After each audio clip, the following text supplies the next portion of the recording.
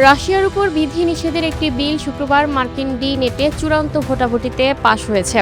এই বিল আইনে পরিণত হলে ভারতের ওপর 100% শুল্ক আরোপ করতে পারবেন মার্কিন প্রেসিডেন্ট ডোনাল্ড ট্রাম্প। এবার বিলটি মার্কিন কংগ্রেসের ওপর কক্ষ হাউস অব রিপ্রেজেন্টেটিভে প্রকাশ করা হবে। সেখানে কয়েক সপ্তাহের মধ্যেই চিত্রটি স্পষ্ট হতে চলেছে। দুকক্ষে বিল পাশ হলে বাকি থাকবে কেবল ট্রাম্পের স্বাক্ষর। ট্রাম্প বিলে সই করলে তা আইনে পরিণত হবে এবং রাশিয়া থেকে যে সমস্ত দেশ জ্বালানি কেনে তাদের বিরুদ্ধে আইন মেনে পদক্ষেপ নিতে পারবে ওয়াশিংটন।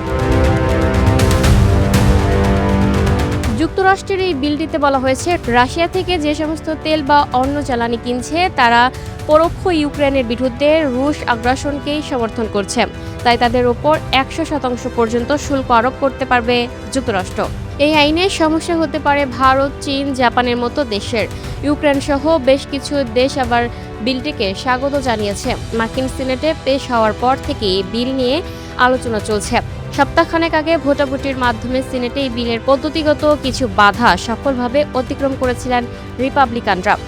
সে সময় এর পক্ষে ভোট পড়েছিল 86টি এবং বিপক্ষে 12টি। শুক্রবার চূড়ান্ত ভোটাভুটি সম্পন্ন হয়েছে। 86 থেকে 11 ভোটে বিলটি সিনেটে পাশ হয়েছে। তেল বিক্রি করে যে রাজস্ব আদায় করেন রুশ প্রেসিডেন্ট ভ্লাদিমির পুতিন, তা ইউক্রেনের বিরুদ্ধে যুদ্ধ তিনি কাজে লাগাচ্ছেন বলে যুক্তরাষ্ট্রের অভিযোগ। সেই পথ রোধ করাই ট্রাম্পের উদ্দেশ্য। সিনেট বিল পাশ হওয়ার পর ইউক্রেনের পাশে থাকার বার্তা দিয়েছে ওয়াশিংটন। এক সিনেটর বলেছেন, আমরা ইউক্রেনের মানুষকে বলতে চাই আপনারা একা নন। আমরা পুতিনকে বলতে চাই আপনি কোনোদিন ইউক্রেন দখল করতে পারবেন না। এই মুহূর্তে রাশিয়া থেকে সবচেয়ে বেশি তেল কিনে চীন, তালিকায় দ্বিতীয় ভারত। এছাড়া ক্রেতার তালিকায় উপরের সারিতে রয়েছে স্লোভাকিয়া, হাঙ্গেরি, আজারবাইজান, জাপানের মতো দেশ। যুক্তরাষ্ট্র আইন পাশ হওয়ার পর এই দেশগুলো যদি রুশ তেল কেনা বন্ধ না করে চাইলেই তাদের ওপর ইচ্ছেমতো শুল্ক চাপাতে পারবেন ট্রাম্প।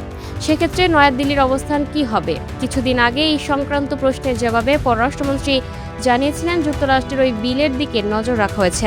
সংশ্লিষ্ট কর্তা ব্যক্তিদের সঙ্গে আলোচনাও চলছে। জাতীয় ব্যর্থ বিবেচনা করে 140 কোটি মানুষের জ্বালানির চাহিদার কথা মাথায় রেখে এ সংক্রান্ত নীতি নির্ধারণ করা হবে। সূত্র Times of India, Anandabazar. Lucky Akter, up to date news, Dhaka.